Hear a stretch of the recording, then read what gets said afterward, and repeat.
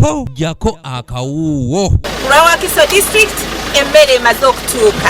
Oluvannyuma lwa Minisita Ssennindo okutongoza wamu n'okusimbula okugaba emmere mu disitulikiti y'e Wakiso, bannamagye aba LDU n'ab'ekitongole ky'amakomera nga bayambiwako ekitongole kya Red Cross batandise okugaba emmere eno mu bantu nga bano batandikidde Katooke mu munisipaali y'e Nansana. So we are giving 5 bins and 5 bags of poshe. Wabula okwawukanako ne mu bitundu ebirala eno atabadde nandaga muntu tabadde wakufuna kamere kana akabadde kagabibwa. Now put more one bag of poshe. We are done here. Chairman. Okugaba emmere eno babadde bagendera ku muwendo gw'abantu oguli mu nnyumba nga wano nno babadde bagaba obuwunga kilo 6, ebijanjalo kilo 3 wamu n'amata saako ne sukaali eri abayonsa. Olw'okuba nti abantu abasinga obungi bagenda mu byalo olw'okutya ekirwadde kino ekya COVID-19, amayumba agasinga obungi basanze maggale. Mbadde mbwate bwayonje simu. Abamu ku baweereddwa emmere basiimye enteekateeka eno nga bagamba nti kati bagumu nnyo nti si bakufa njala. Tubadde tetukyakola, nze mbadde nkola ku ssomero naye ng'ate amasomero baakola ki?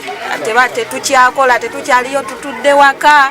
Kati tweyanziza nnyo pulezidenti, tweyanzeege ne difensi ne kiyamani waffe w'ekyalo Kaweesa. Tobaza pulezidenti waffe okutuwa emmere, tweyanze nnyo tweyanze. Bana ekyamani tweyanziza nnyo tweyanzeege ne difensi tweyanziza nnyo bassebo tweyanzeege. Tusiimye bye mutukoledde bakama baffe. Bano bagamba nti emabegako okuva omuggalo lugatandika embeera ebadde mbi era nga kumpi ebiseera ebisinga basula njala.